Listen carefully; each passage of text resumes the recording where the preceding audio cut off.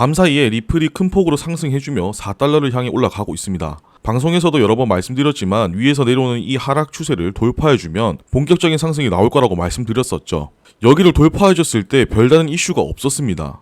근데 지금 어느 정도 상승이 나와주고 나서 큰 이슈들이 하나씩 흘러나오고 있죠. 이번 상승을 이끌었던 가장 큰 재료는 가상자산 3대 법안이 하원에서 전부 통과되었기 때문인데, 여기서도 하나 우리가 알 수 있는 건 재료가 나오기 전에 차트는 이미 올라갈 준비를 하고 있었다는 겁니다.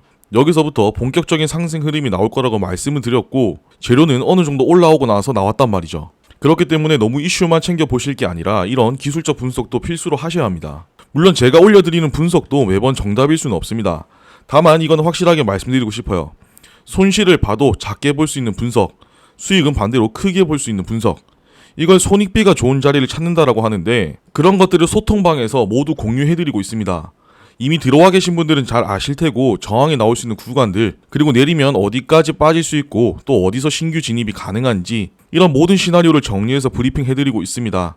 그리고 매일 오전에 제가 그날 비트가 어떻게 움직일 수 있는지, 어떤 걸 중점적으로 봐야 하는지도 올려드리고 있어요. 아래 고정 댓글에 입장 가능한 링크 올려둘 테니까 도움이 필요하신 분들은 편하게 입장하시면 되고요. 본격적으로 이번 법안 통과가 앞으로 시장에 어떤 영향을 줄지, 그리고 많은 코인 중에 왜 리플이 이렇게 큰 상승을 보여줬는지 하나하나씩 체크해보도록 하겠습니다. 그 전에 구독, 좋아요 한 번씩 눌러주시고 알림 설정까지 해두시면 제가 올려드리는 영상에 대한 소식을 보다 빠르게 받아보실 수 있습니다.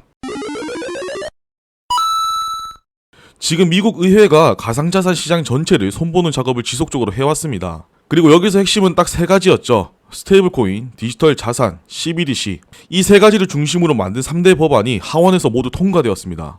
그 중에서도 제일 먼저 실행되는 게 바로 스테이블코인 관련 법안이에요. 지니어스 법안이라고도 하죠. 지금 이게 상원도 통과됐고 이제는 트럼프 대통령 서명만 남은 상황입니다. 그런데 왜 이 세 가지 중에 스테이블코인을 먼저 정리한 걸까요?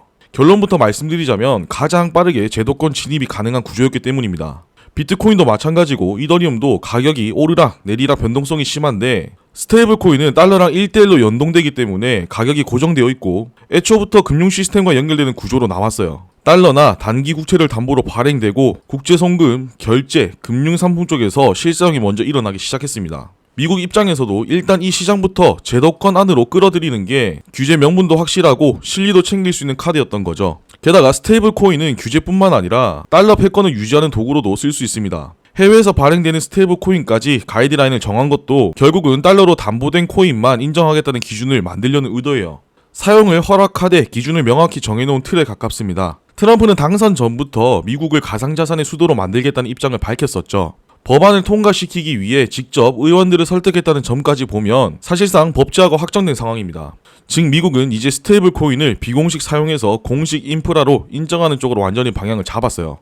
가상자산 시장에서 오랫동안 논쟁을 했었던 이야기가 하나 있죠. 바로 코인을 누가 규제하냐였습니다. 증권이냐, 상품이냐, SEC냐, CFTC냐, 이 문제로 몇 년째 법정 공방을 벌여왔고 여기에 리플도 엮여 있었어요. 근데 이번에 미국 하원에서 통과된 클래리티 법이 이 논란을 정리하는 첫 번째 공식 기준이 됐습니다. 가장 큰 변화는 디지털 자산의 규제 주체를 SEC와 CFTC로 명확하게 나눴다는 점입니다. 옛날에는 이런 법이 없었다 보니까 누가 봐도 상품처럼 보이는 자산도 SEC가 일방적으로 증권이라고 주장하면 소송부터 걸리고 봤었죠. 근데 앞으로는 명확한 정의 기준에 따라 상품이면 CFTC가, 증권에 해당하면 SEC가 각각 규제하는 방식으로 진행하게 됩니다. 뿐만 아니라 디지털 자산 관련 기업들에게도 새로운 의무 조항이 생겼습니다. 특히 소매 투자자를 대상으로 하는 기업이라면 재무정보 공시와 고객자산 분리 보관을 의무적으로 해야 합니다. 투자자 돈을 회사 계좌에 마음대로 섞어두지 못하게 법으로 못 박았어요. 예를 들어서 어떤 거래소가 고객이 맡긴 100억 원을 자기네 회사 운영비나 투자 자금처럼 써버렸다고 쳐볼게요. 이게 처음에는 티가 안 납니다. 근데 문제가 생겨서 회사가 파산하거나 부도가 나면 어떻게 되겠어요? 맡겨놨던 100억까지 싹 다 날아가겠죠. 법적으로 구분되어 있지 않으면 법원 입장에선 그 돈이 고객 돈인지 원래 회사 자산인지 정확하게 모릅니다. 투자자가 내 돈이었다라고 주장을 해도 배당 우선순위에서 밀려버려요. 실제로 FTX 때 그랬죠. 고객 자산을 투자에 막 갖다 썼고 결국 수조원 단위로 구멍이 나서 투자자들 돈이 통째로 묶였습니다. 그래서 이런 일이 다시는 일어나지 않게 이번 법안에서 고객 자산은 분리 보관해야 한다는 조항을 집어넣은 거고요. 이건 FTX 같은 대형 사고를 미리 차단하겠다는 목적도 있지만 한편으론 제도권 안에서 더 많은 투자자들이 들어오게 만들겠다는 목적도 있는 겁니다. 이제는 등록 기준도 생기고 책임 요건도 만들어졌고 규제 당국도 명확해지는 완전히 다른 시장 환경이 만들어졌어요. 이번에 미국 하원을 통과한 법안 중에 가장 이례적인 게 하나 있는데 바로 연준의 CBDC 발행을 제한하는 법안입니다. 정식 명칭은 반 CBDC 감시 국가법, 말 그대로 정부가 국민을 감시하는 수단으로 CBDC를 활용하지 못하게 막는 법이에요. 핵심 내용은 아주 간단합니다. 연준은 CBDC를 일반 국민에게 직접 발행할 수 없다. 이 한 줄이 전체 법안의 골자입니다. 그동안 연준은 디지털 달러 도입 가능성을 계속 열어두고 있었고 CBDC 실험도 여러 차례 진행해왔었어요. 하지만 이번 법안이 통과되면서 연준이 CBDC를 도입하려면 반드시 의회 사전 승인을 받아야 하는 구조로 바뀐 겁니다. 즉 연준이 앞으로 CBDC를 아무리 만들고 싶어도 독단적으로 판단하고 추진하는 게 불가능해졌다는 얘기예요. 이게 왜 중요하냐면 미국에서는 CBDC가 정부 통제 수단으로 악용될 수 있다는 불신이 컸기 때문입니다. 그래서 CBDC가 단순한 디지털 화폐가 아니라 정부가 개인 지출을 들여다보고 필요하면 막을 수도 있는 수단이 될 거라는 걱정이 많았어요. 예를 들어서 정치 성향의 특정한 계좌는 일시 동결, 이런 식으로 지출 통제나 감시 기능이 붙을 수 있다는 불신이 있었던 거죠. 이런 우려들이 실제로 반영돼서 이번 법안이 나온 거고요. 지금은 단독 법안으로 하원을 먼저 통과했는데 NDAA라고 하는 국방수권법에 같이 묶어서 상원에서도 밀어붙이려고 하고 있습니다. 만약 NDAA에 포함되면 상원에서도 빠르게 넘어갈 가능성이 꽤 높아요. 지금까지 가상자산 시장은 사실상 회색지대에 가까웠습니다.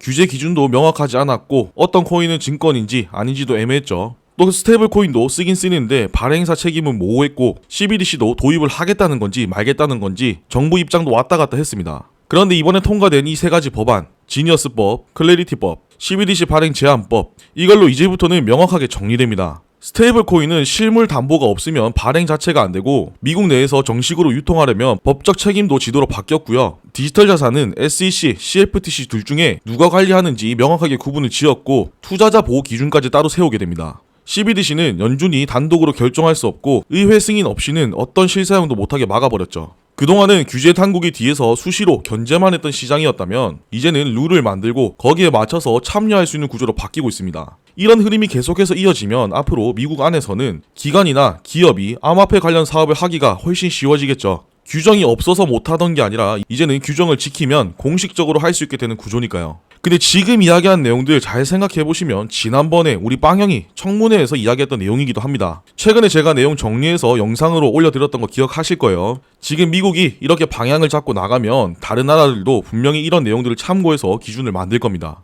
이번 법안 통과로 시장 전체의 틀이 바뀌고 있는데 이게 모든 코인 프로젝트들에게 똑같이 유리한 건 아닙니다. 이런 구조에 맞춰서 미리 준비했던 프로젝트들만 이번 변화를 기회로 바꿀 수 있는 거죠. 그런데 리플은 이 모든 법안에 맞춰서 준비를 다 해놨습니다. 대표적으로 리플과 XRP 그리고 최근 주목받고 있는 RLUSD 같은 경우가 그렇습니다. 스테이블코인 법안이 통과되면서 담보자산 요건, 회계 감사, 미국 법률 준수 같은 기준들이 생겼는데 리플은 이런 구조를 예상하고 미리 움직였죠. RLUSD는 미국에 있는 뉴욕 멜론 은행이 준비금 관리를 맡고 있고 XRP 레저 기반으로 발행되고 있습니다. 즉 블록체인 기술과 전통 금융 인프라가 연결된 구조죠. 게다가 리플은 이미 미국 정부 기관들과 협력한 경험이 있고 지난 몇 년간 소송까지 겪으면서 법적으로도 정리를 거의 끝낸 상황입니다. 이게 다른 프로젝트들과는 확실히 구분되는 점이에요. XRP도 마찬가지입니다. 이제 디지털 자산도 책임 구조와 규제 기준이 생기면 누가 발행했고 누가 관리하는지 불투명한 프로젝트들은 점점 시장에서 밀릴 수밖에 없습니다. 이런 상황에서 리플처럼 실사용 목적이 명확하고 금융권 파트너도 이미 확보해놨기 때문에 자연스럽게 제도권 안으로 들어갈 수밖에 없어요. 이 부분은 엄청 중요합니다. 앞으로 미국 기업이 해외 송금을 하거나 기관이 블록체인 인프라를 도입하려고 할 때 이 코인을 써도 괜찮을지에 대한 부분을 먼저 따지는 시장이 되는 거거든요. 결국 기술이 아니라 신뢰와 준법 구조를 먼저 갖춰야만 실제로 돈이 들어가는 이 시장에서 선택받을 수 있다는 겁니다.